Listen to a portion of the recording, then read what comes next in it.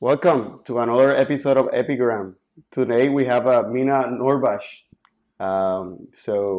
Hey, cheers. Cheers. Welcome. So Mina, sometimes I'm just thinking like, who are you? You have done like, you're like a graphic designer, you study that, you're a DJ, you have done acting, you have done dancing, you have done karate. On all of them, you're really good at it. So I Thank like you. Mina is like everything. So how's Thanks. it going? All good? Yeah. I Yeah, wanna. everything's good. That's awesome. So what I just wanted to ask you like a few things. I ask all my like the people I interview here. It's like how everything started. Like you're formerly like a graphic designer, and you come from a architect's family. Hmm. Your dad and your mother are really were your dad was a really talented architect. Your mother, I know, she's really involved in good stuff in the city, and Yeah. uh, and your two brothers, none of them are involved in design in general, right? Yeah. My brother and my sister. I mean, my brother is a painter, Okay, really, really good painter. And my sister is as well, but they both are like okay, very, it's like behind the scenes, you know? okay. They keep their skills on lock. So I want to ask you, why do you decided to got involved in graphic design?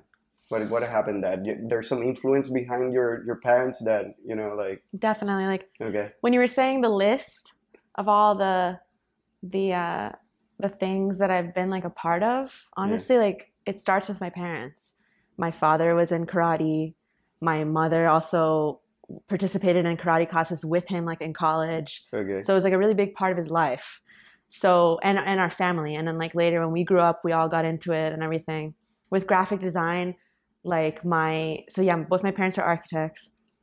And my father also studied industrial design as well. okay. But like there were so many moments where he would take me downstairs into the studio and be like, "Oh, look at this! I just designed this like logo for this company," and I'm just like, "Whoa, my dad can design logos too."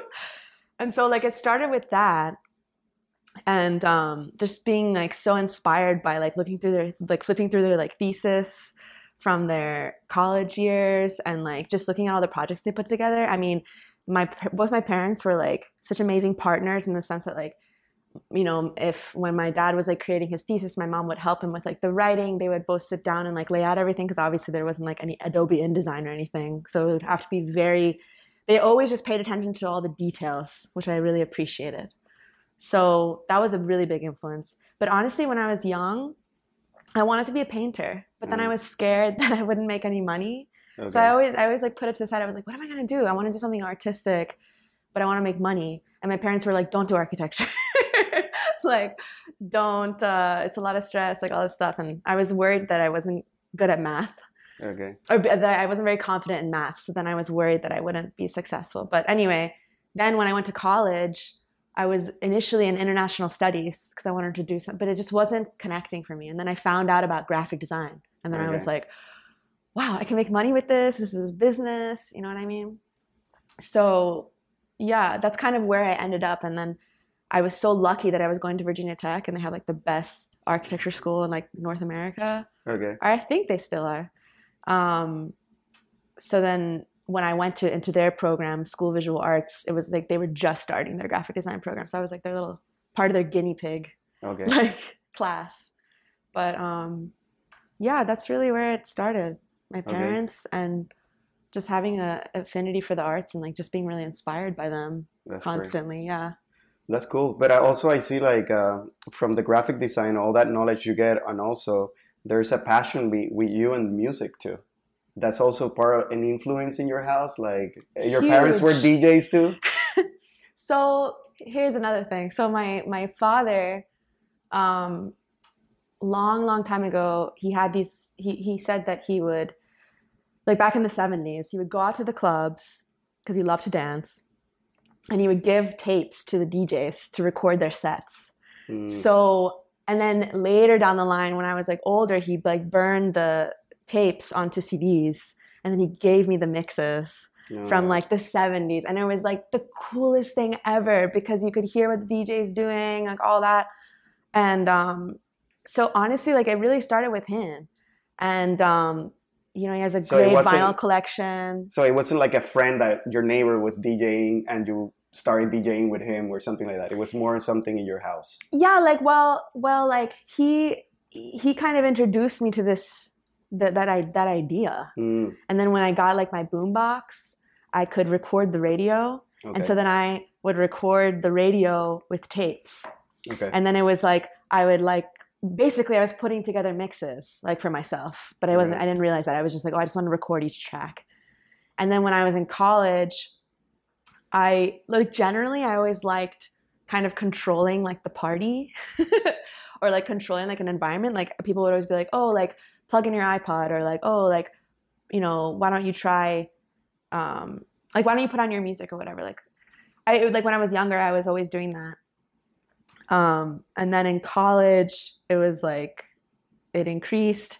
And then I became friends with somebody who was a DJ, who was also a producer. And then he was selling his equipment for like super cheap because he wanted to get like better Pioneer equipment. And then I like bought it from him for like $300. And it was like broke. It was his like equipment was like completely broken too. So it wasn't like I could like look at the equipment and be like, oh, this is like this rhythm or like BPM. I had to like completely like depend on my ears. And then he would like have me over at his place, and we would like practice on his like really professional equipment. And yeah, that's pretty much where it started, like DJing wise. It's totally in college, yeah. Do you have seen like a mix between your energy that you put in graphic design and also the DJing part? Because I see that you have been created like a brand behind Mina and the way you expose yourself in Instagram, in social media, and etc. That you do it pretty well, and you keep that everywhere. Not only in the presence of something printed, but also the way you dress or look in your parties and everything. That it just becomes like you know that Mina right here. You know that you do something pretty well. So tell me a little bit how those two elements that you have passion for both, how do you mix them together? If there's something that you can share about that. Yeah, like I feel like graphic design is awesome because it's not just print like it used to be. Now it's web. Now it's you create like videos, you add graphics to it. I mean, you know, all that. Mm-hmm. And it comes in a lot of use with, especially nowadays where like everything is so heavy. There's so much weight on like social media, which is like a blessing and a curse because it's like you can show yourself to the world like internationally. If anybody can follow you, like somebody in like, I don't know, India could like follow you and know about you now. But you like, I love like mixing graphic design with the DJing aspect in terms of like, you know, the logo, like I did myself. If I ever put like videos and stuff together, like I just edited myself. Obviously, like there's, you know, DJing is like all about audio, so it's like all the editing and all that stuff, like I do it by myself, you know. I don't know if that like really answers the question, but no, now it's definitely. like so heavily all about like marketing and everything, which again, like it's a blessing and a curse. But yeah, like graphic design helps me with that. The only thing is that, but because I seen you playing. Like I can relate when you use Adobe programs, etc. Yeah. There's so much accuracy of like this curve looks right, the kerning is correct in the typography, or you have the right amount of like space between wording and the graphics. So somehow that has a rhythm per se. If you want something that is more booming or more soft in graphics, also in music is kind of like that. You know, like the transition between this song and the other one is softer. Maybe this one is like harder. I don't know. I see like a lot of like elements of graphics that in the computer is visual, but then you're doing it audio also. You know, it's kind of like something like that. I don't know. Yeah, no, that's a really good way to put it. I mean, again, it like comes back to like the details and like being in love with details and like over perfecting things. Because you're right. Like in graphic design, like it'll kill me if like something is like not like aligned, or like I spend so much time doing like color studies, typographical studies. Like it's all this like foundation building for like that one opportunity that you get to like design something and you do it like fast. Like it's all that preparation for it. But in that sense also, like I think DJing is like a lot of preparation, which I think people don't really think about, or like they just don't know like how much time actually goes into it. Yeah. Before you get on the decks, you know? That's great. Yeah. So I was going with that, I was gonna ask you, after knowing all that knowledge, one of the things that I appreciate a lot about DJs, that I think is one of the unique things, that one person can influence a crowd. Mm-hmm. Only one person. Like you can see a band and there's like 8 people, 10 people, or maybe 3, a band of like blah, blah, blah. But a DJ, it could be one person and it could be a crowd of 1,000 people, mm-hmm. you know, and you have a conversation with them while you're playing music.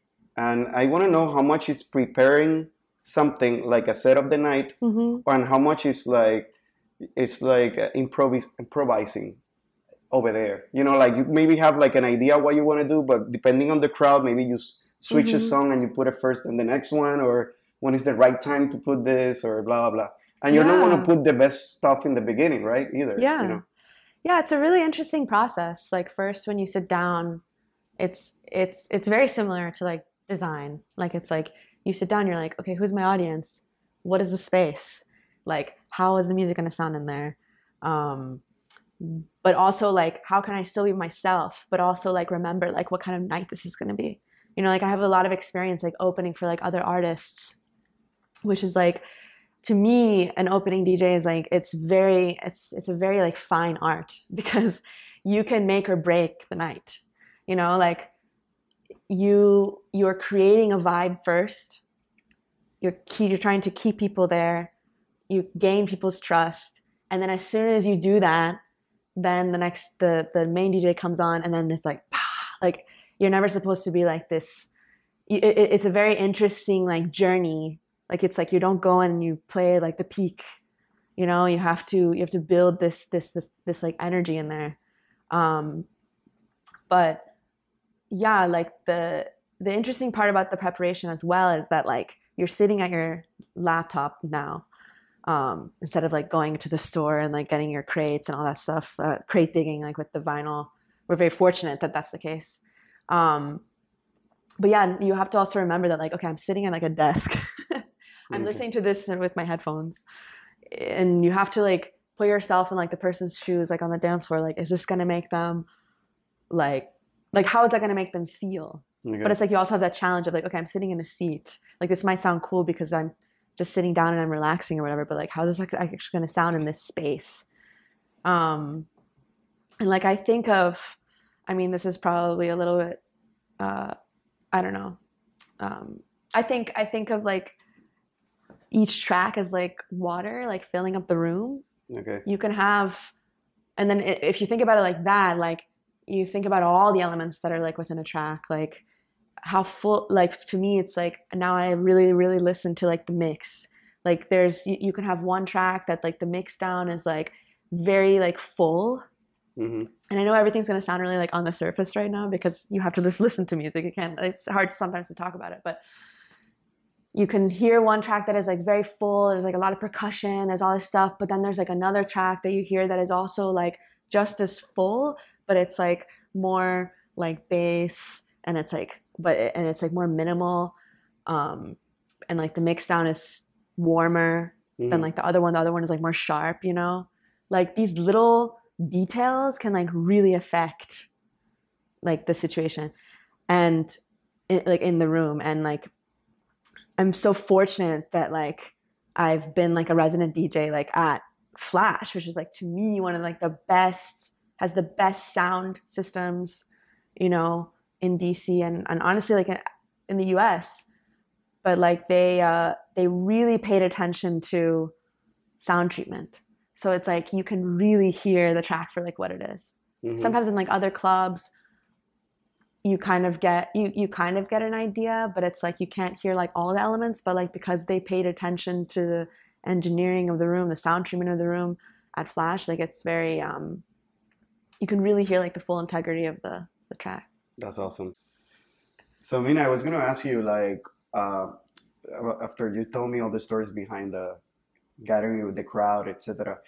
Can you tell me a specific story, like you can tell me from a gig that you had, like you say like this was an epic night, this was my favorite set, and why? Can you share a story like that? Sure. So I have a lot, but all for different reasons. Because, and the funny part is the most favorite sets are always the most unexpected ones. So I'm very fortunate. I play at Flash, but I also have played at Soundcheck as well and worked. So I exposed to different crowds, different styles, like different ways of the environment and everything.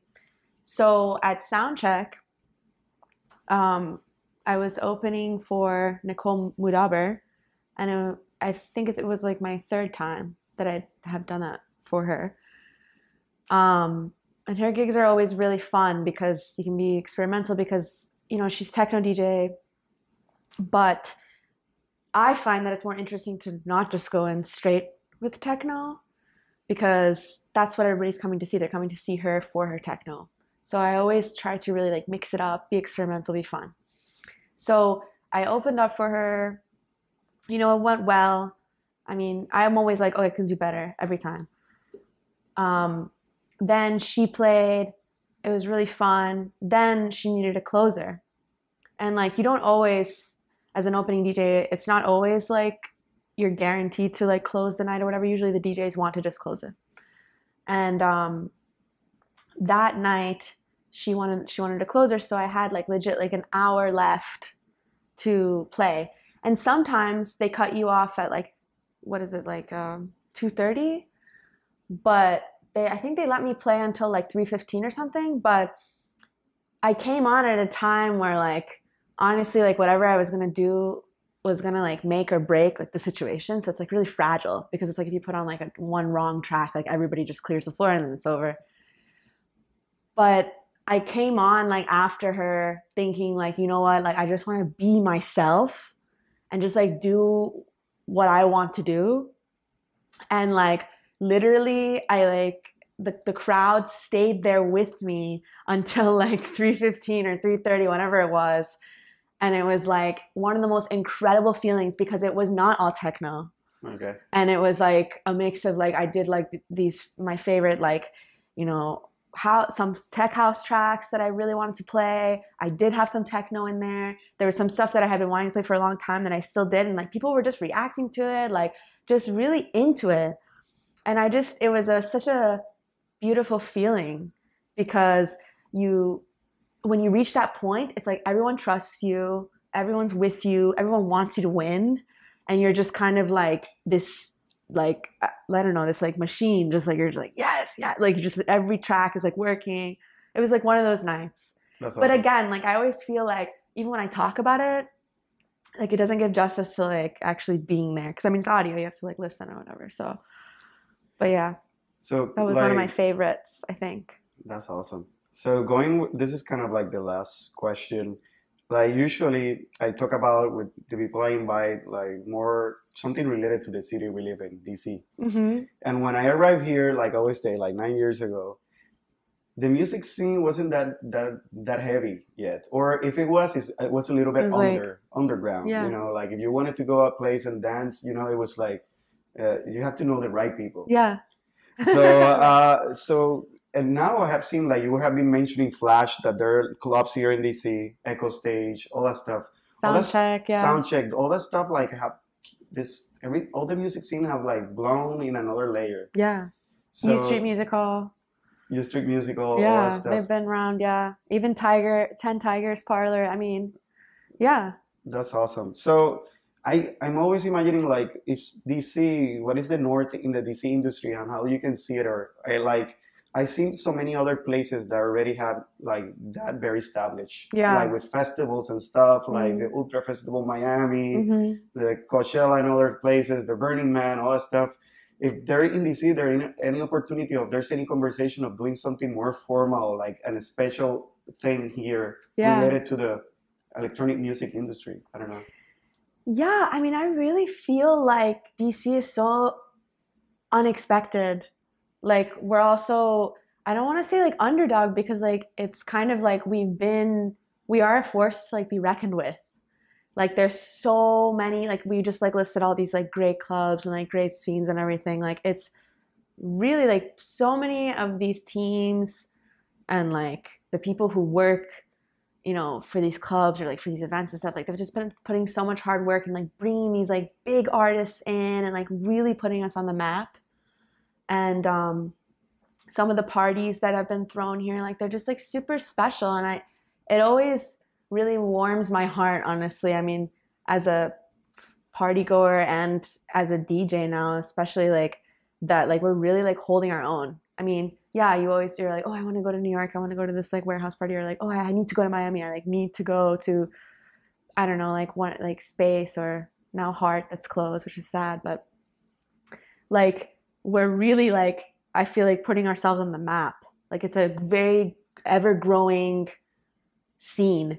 And like we were talking earlier, I mean, you know, we do have like festivals. Like we have, I know that, so I'm not like a big festival goer. Yeah. I've only been to a handful of festivals, which is ironic. But like there's like Moonrise Festival that's happening that is like completely like DC based. And I know that's happening like later down the line, which, you know, like that's huge. I feel like we're really, it's just like growing, and like there's definitely like a different feeling now. Sometimes like when I look at like, you know, social media or whatever, because everything's always on there, it's amazing like seeing like the list of like artists that are coming through, or like the list of like local artists that are playing at these events, and the things that people are getting exposed to now, the kind of conversations people are having like about music, like the kind of communities that are brought together. Like it's really beautiful, honestly, and we're so lucky. That's awesome. Yeah. Yeah. So now, like, I was gonna tell you something else. Like, what is next for Mina? Like, that is always the question. Are you gonna make an album? Like, you're gonna make a movie? What are the plans? I don't know. Everything. Yeah, I mean, right now, like, I just feel like I'm really finding. I mean, I'm always like finding that out. Like, what is next for me? But I think right now what I'm doing is really building out that foundation. Like it's very sure, like I can just like put out like a couple tracks or whatever, and but for me, like I just really I'm really trying to like build my own sound, build my own like confidence with that sound, work on like my technique and stuff. I am like working on like a couple tracks like right now, vocals obviously, and like even rap. Oh, that's great. Yeah, that's something that I'm into. But it's all experimentational phase right now. I just really want to hone in on my craft. Really, that's like really what I'm doing right now. So be on the lookout because something's gonna come out. That's awesome. But you know, thank you so much. Thank you. That's awesome. Yeah, thank you for joining us for another episode. I'm gonna share all the information on Mina in the description below. And if you like what we're doing, please subscribe to our channel and see you next week. Thank you, Mina. Thank you so much. Thank you so much. Bye.